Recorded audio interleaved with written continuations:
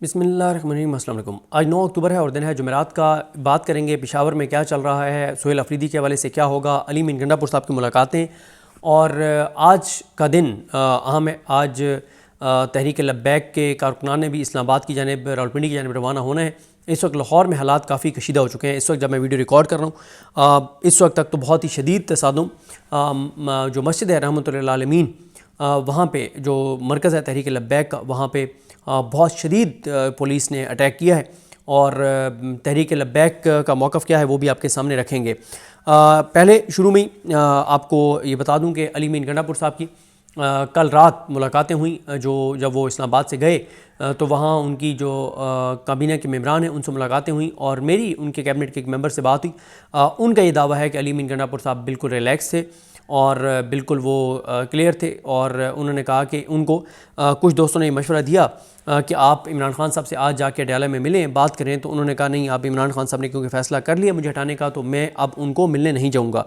और इसके अलावा अली मीन गंडापुर साहब का एक ऑडियो पैगाम भी सामने आया है। पहले मैं आपको वो ऑडियो पैगाम सुना देता हूँ। ये बस 1 मिनट का ही है।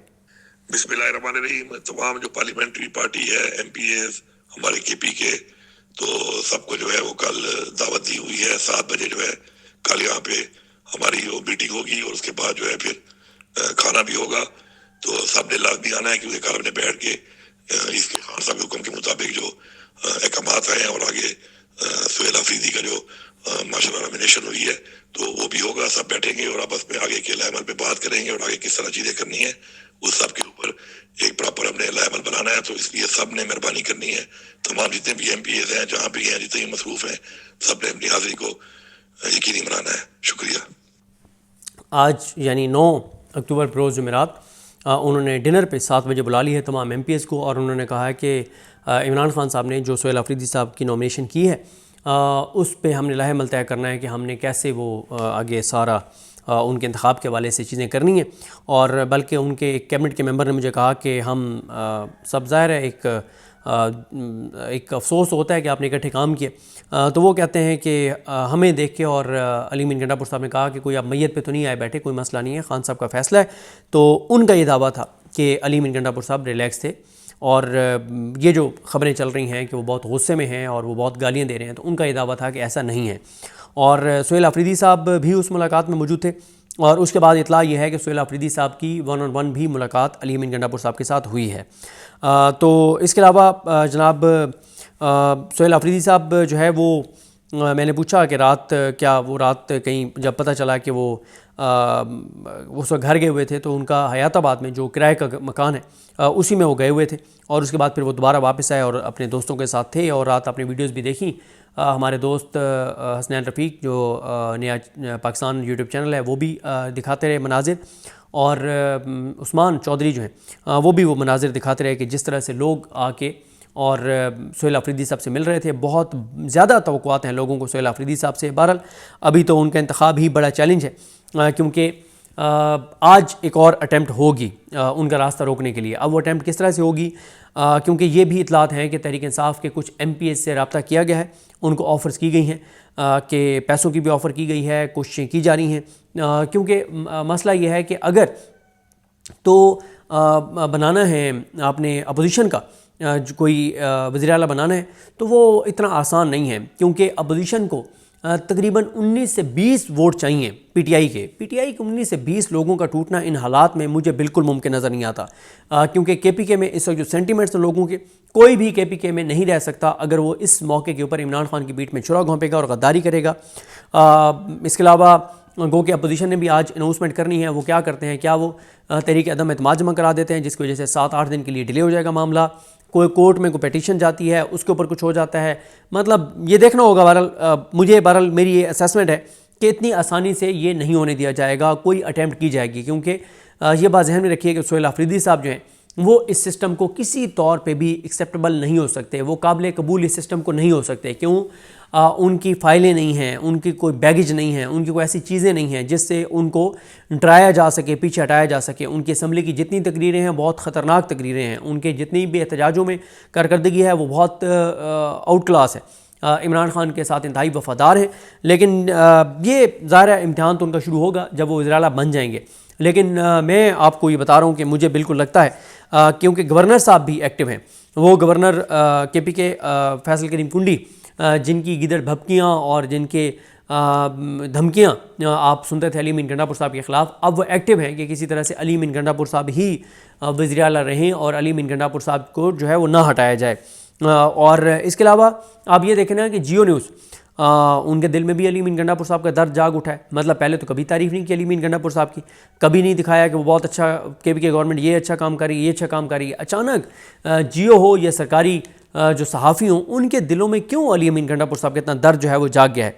तो बहरहाल जी, आज का दिन KPK के लिए बहुत अहम है और आज और कल जुमेरात और जुमे का दिन, क्योंकि अली अमीन गंडापुर साहब का आज तो ये देखना है कि किस वक्त जो है वो गवर्नर उनका इस्तीफ़ा कबूल करते हैं या उससे पहले कोई नया एक ऐसा मामला कर देते हैं कि जिससे चीज़ें जो हैं वो कॉम्प्लिकेटेड हो जाएं।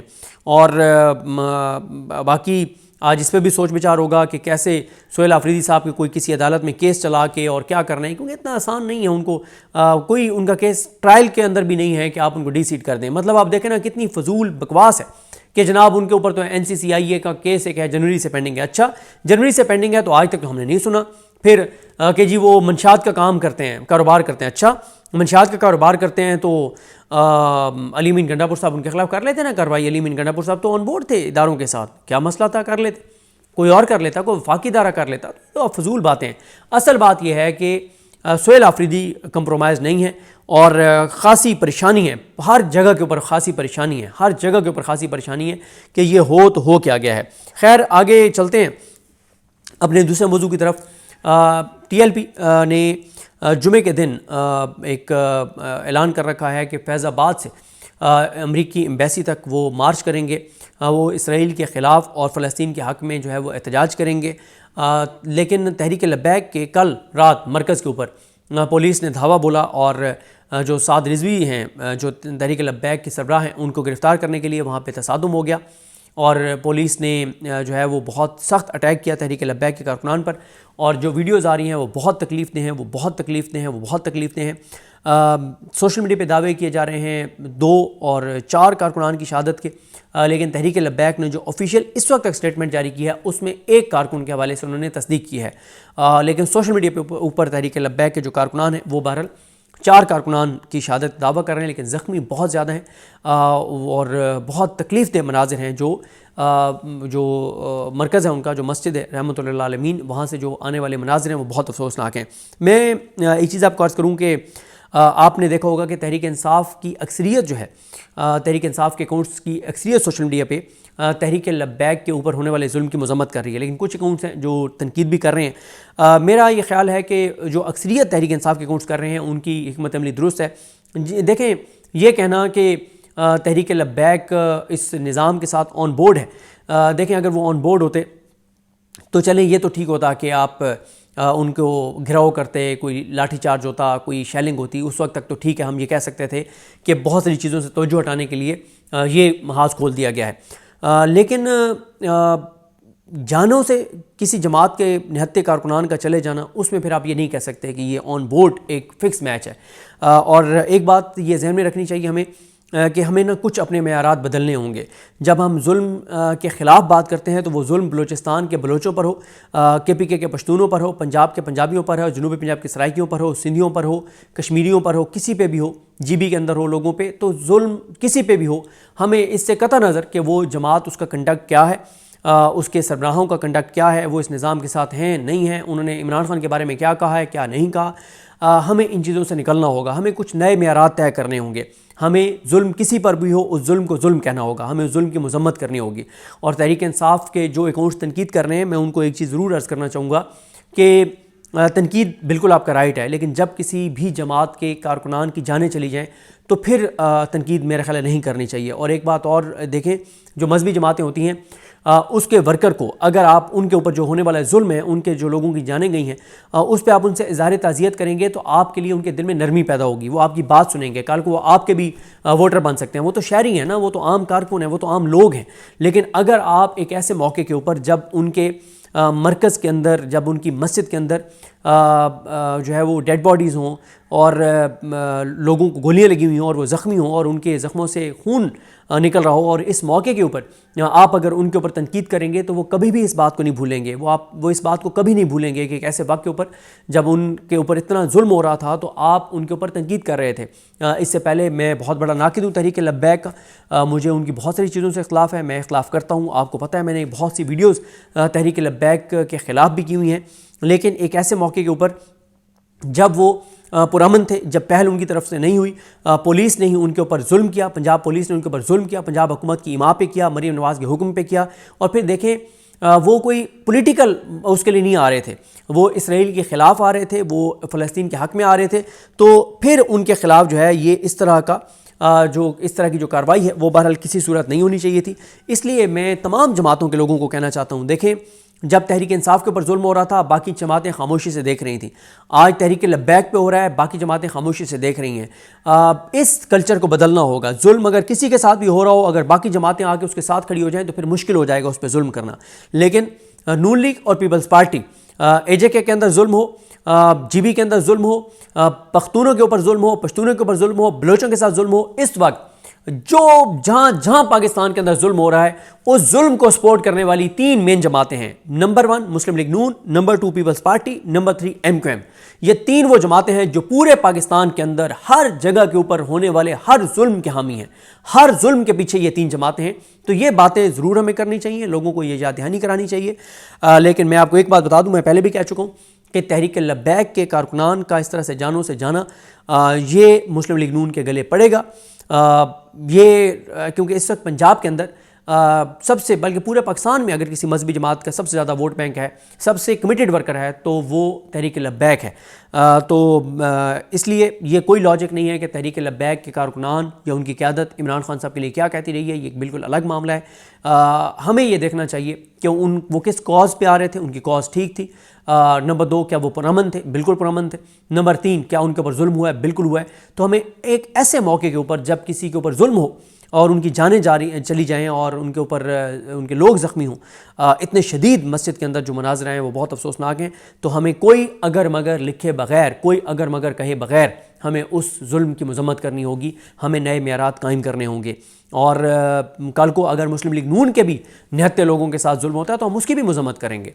हाँ, जो इस वक्त नून लीग के जितने MNAs हैं, MPs हैं, जितने इनके वुज़रा हैं, जितने इनको अहदेदार हैं, जो इस वक्त इस निज़ाम जो सब कुछ कर रहे हैं और करवा रहे हैं, इनके साथ तो अगर कल को कोई इनके खिलाफ कार्रवाइयाँ होंगी, इनको तो कोई किसी को हमदर्दी करने की ज़रूरत नहीं है। नवाज शरीफ का ख़ानदान हो, शहबाज शरीफ का ख़ानदान हो, इनके वज़ीरों के ख़ानदान हो, यानी उनके क्लोज़ जो उनकी फैमिली है, या इनके जो MNAs MPs हैं, जो जुल्म को सपोर्ट कर रहा है, जो 26वीं आईनी तरमीम में वोट देने वाला है, जो आगे 27वीं आईनी तरमीम में वोट देगा, जो हर तरह की पाकिस्तान, जो जीता नहीं था लेकिन उसने अल्लाह के 99 नामों के नीचे खड़े होकर झूठा हलफ उठाया, इनमें से किसी के साथ भी कल को कुछ होता है उस पर मैं, कोई मुझ पर तनकीद करता रहे, उनके साथ कल को कुछ भी होगा तो उसकी ना मैं मजम्मत करूंगा, मैं उससे कहूंगा कि बिल्कुल ठीक हो रहा है, और ज़्यादा इन लोगों के साथ होनी चाहिए जिन्होंने पाकिस्तान के अंदर ये सब कुछ करवाया है।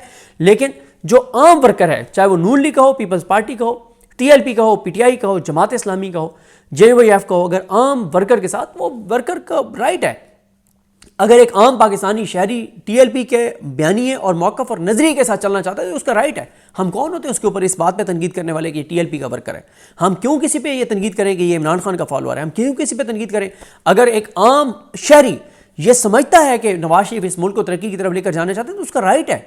मैं कौन हूं तो उसके ऊपर तनकीद करने वाला? तो जुल्म जहां पे भी हो, जिसके साथ भी हो, नए मेयारात कायम कीजिए, उसको गाली मत दीजिए, उस पर तनकीद मत कीजिए। जब इतना जुल्म हो जाए, जब जाने चली जाएं, फिर छोड़ दें अपने सियासी इख्तिलाफात पीछे। और मतलब इससे तो हुकूमत को नुकसान है कि वो नहीं चाहते कि ये बात हो कि हम इसराइल के हामी हैं। उन्होंने गज़ा प्लान के ऊपर TV चैनल्स को मना कर दिया कि मजीद को बात नहीं करनी, ऐसी को बात नहीं करनी, तो और ज़्यादा हाईलाइट हो गया। अब आप मुझे बताएं, आज जुमेरात है और इस वक्त बहुत शदीद क्रैकडाउन हो रहा है पूरे पाकिस्तान के, पूरे पंजाब के अंदर पिंडी में बहुत शदीद क्रैकडाउन हो रहा है, चादर चारदीवारी का तकद्दुस पामाल हो रहा है TLP वालों के घरों में। इसकी मजम्मत करनी चाहिए, हम इसकी मजम्मत करते हैं, बहुत अफसोसनाक है, बहुत शर्मनाक है। फिर इसी तरह से फैज़ाबाद पे कंटेनर्स पहुँच गए हैं, खंदकें खोदी जा रही हैं और बहुत ज़्यादा।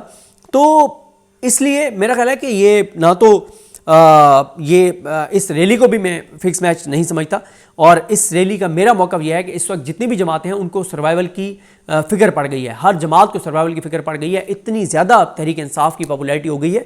तो अब मजहबी जमातें हों, सियासी जमातें हों, जिन्होंने अवाम में रहना है, वो कुछ ऐसी चीज़ें करना चाहते हैं जिससे वो दिखा सकें कि वो इस निज़ाम के साथ नहीं है, वो अपने कुछ जो कॉज हैं उनके साथ सिंसियर हैं। तो अगर ये जानों से तहरीक लब्बैक कारकुनान ना जाते और ये जो कुछ हुआ है वो ना होता, तो फिर तो मैं शायद इस पर उनकी जुमे वाली एक्टिविटी पे शायद उस तरह से बात भी ना करता। लेकिन अब जितना जुल्म हुआ है इसके बाद खामोश नहीं रहना चाहिए, सबको इस पर बात करनी चाहिए। और अब आप देखेंगे कि आज जुमेरात है, कल जुमा है, हर मस्जिद में जुमे के ऊपर इस पर बात होगी और नून लीग के लिए खासी ये परेशान कुन सूरत हाल बन जाएगी।